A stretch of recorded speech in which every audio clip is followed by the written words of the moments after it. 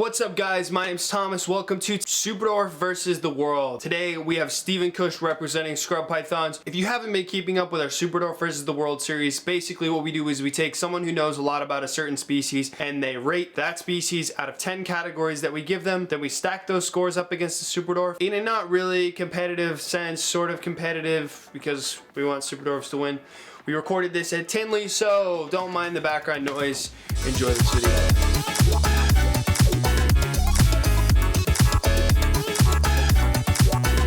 Stephen Kush, considered by some to be a master of scrub pythons, or to know a thing or two. Yeah, I might know a thing or two. I don't know about quite master yet. So basically what we're gonna do is go through 10 different categories and you're gonna give them points, 0 being no points, 10 being 10 points. And you can go above that, but it's a 0 to 10 rating scale for all these different things. So our first category to jump into is the wow factor. To me, there are a few more impressive snakes than a big, beautiful, full-grown adult scrub python. You know, we have individuals that are over 12 feet long. We have them in big display cages, and you look at them under their lights, and it's just, I mean, like wow is like the only thing I can really think to say. Obviously, my biased opinion would be a 10 on wow factor. Their heads are big, they have those big labial heat sensing pits. They command a lot of respect when you look at them. They're super confident animals and they exude that confidence, sitting in that enclosure staring at you like, you can't mess with me. Our next category is diversity. Diversity, I mean, I would, to not be the 10-10-10 guy, I'll give it a 9. I love how much natural variation there is. There's 5 different species of scrub pythons. And within those 5 species, there's about 30 to 35 different locality types, phenotype differences within those species, and really only a couple true morphs that are genetic. The natural variety is what really got me to be like, I'm dedicating a solid portion of my life to this. Our next category is attainability. I'll go with like a 7. They're not super common. You can find them if you know where to look for them. Price is going up as demand is starting to go up on them. They're just becoming more of a visible species.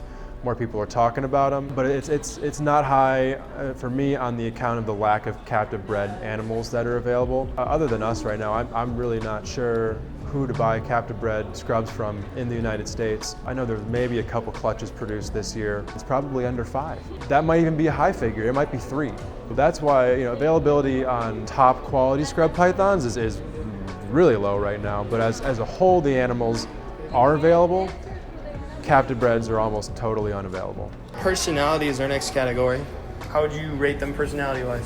Well, I think, at least in my opinion, they have one of the most interesting personalities of any snake. They have, along with that, probably one of the worst reputations of any snake, where they're almost like demonized in the hobby as like these aggressive, evil, want to kill you snakes. You know, it's obviously not. One thing is they're very capable animals. They have a huge strike range. They're very accurate with their strikes. They stand their ground. They'll look at you in the eye and they're not putting up with your crap. If you use a hook, if you handle them safely and you know, respectfully, they can be one of the most rewarding animals to handle.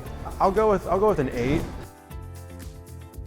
Our next category is support industries.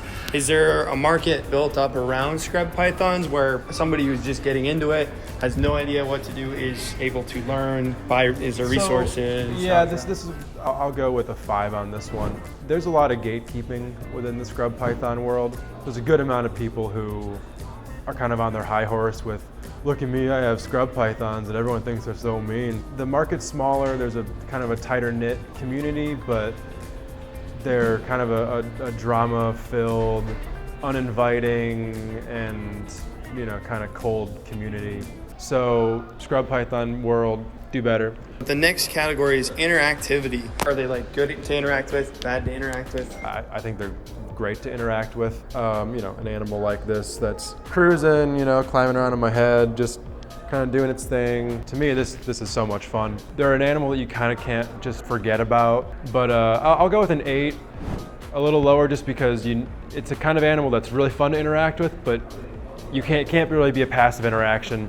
You got to be paying attention to what you're doing the whole time to make sure that you and the animal are both staying safe. Our next category, ease of care. Are they a difficult species to take care of? No, they're really not. Same way you take care of a retic or a ball python, a carpet python.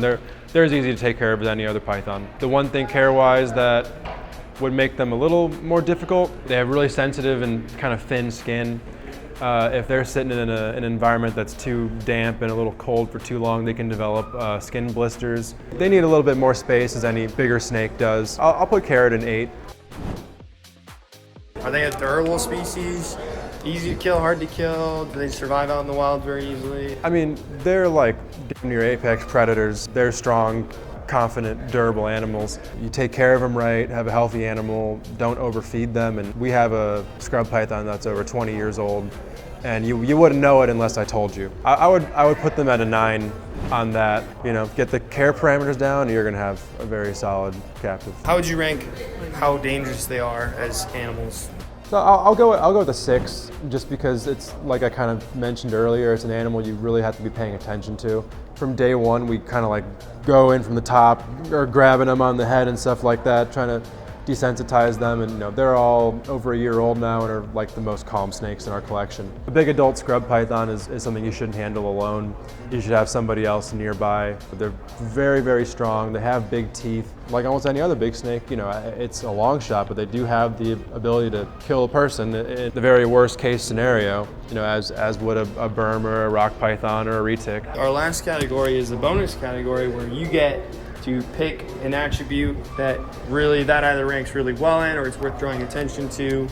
I think that scrub pythons are a great way to get people who are into reptiles some exposure to a non-morph type of species that has a lot of variety to it. I have nothing against morphs, I love them, but I think we're too, as a hobby, narrow focused on let's do the next world's first. This hasn't been done before, where it's never been done before to breed some species. You know, like an entire species has never been bred in captivity before. If everybody who was doing balls, retics, corns, leopard geckos, you know, the more like mainstream pet animals that need to be bred, because that's what everybody kind of gets into when they're entering the industry, took one species that is not seen frequently and had a pair of them, how much more diverse that show in there would be.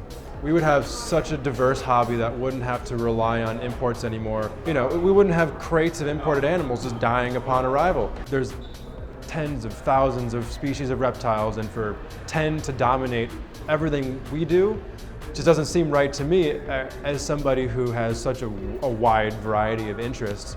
I couldn't imagine having 5 different kinds of reptiles in my collection. For me, expanding my horizons is what made it everything that I could ever want in my life.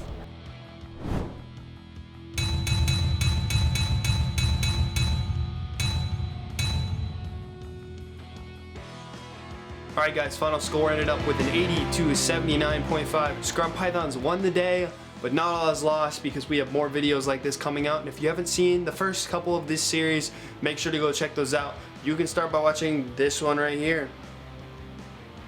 It's a great one.